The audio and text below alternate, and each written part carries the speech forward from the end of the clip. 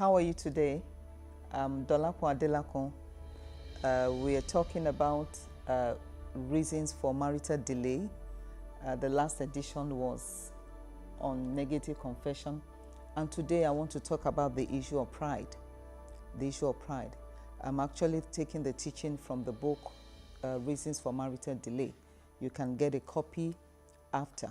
And if you like what we are sharing, please share it and post it to other people. And I know that God is going to bless us in return. Today we want to look at the issue of pride.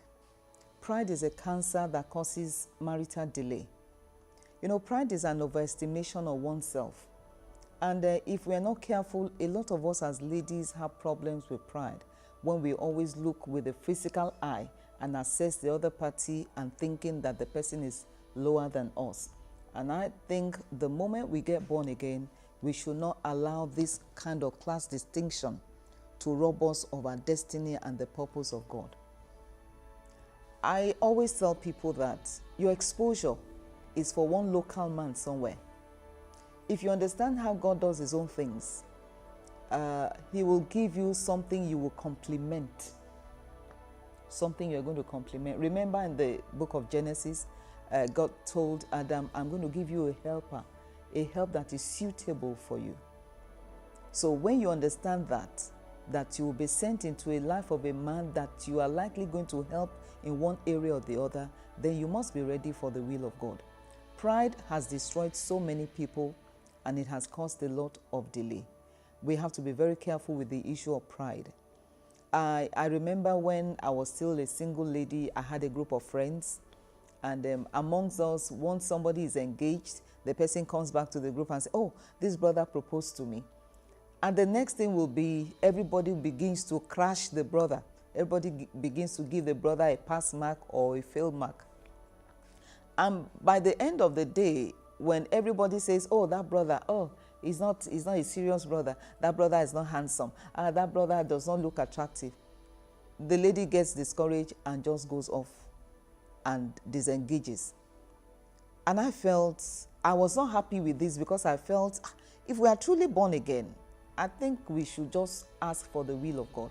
So when I got engaged, I technically withdrew from this group, because if I came back to tell them that this is the brother that proposed to you, they say, Dolapo, with all this you're younger, you will marry this person. So I had to withdraw because I had the voice of God. And a lot of my friends who were caught up with this, the impression of friends, lost a lot of good men. And I pray for you today that may you not lose your Isaac for Ishmael, because pride will make you lose what is good. And there's also this issue of when you feel you are more important than somebody else. I remember there was a young lady in the church that a brother went to propose to. The lady said, what kind of insult is that? Is it because we are in the same church? Church does not make you, does not put me at the same level with you. She's still not married up till today. There was another sister, a brother went to propose to her. She said, bro, what do you mean?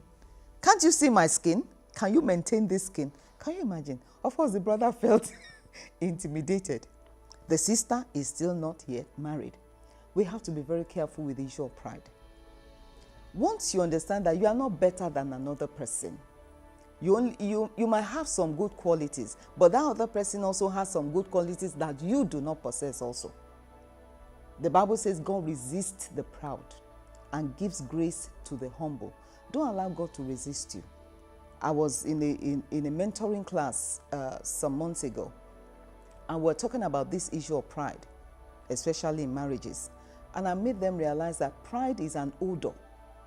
Pride is an odor that gets people away from you. If God says God resists the proud, God goes far away from the proud, that means it's an odor.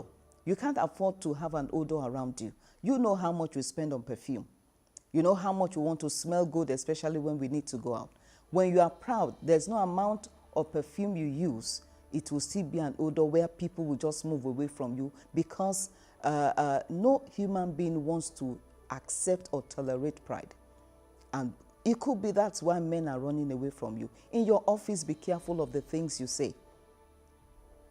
Be careful of I can never marry a poor man. And maybe the person that wants to marry you is in the same office. And once you begin to say that, the man concludes that you are covetous. And he just finds another person.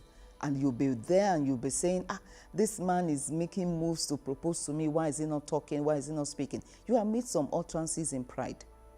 You must be extremely careful. Pride destroys. Pride destroys. Don't allow pride to keep you on the same spot. Marriage is for the humble. You must be humble. And when you are humble, God gives you opportunities. God brings the right people into your way.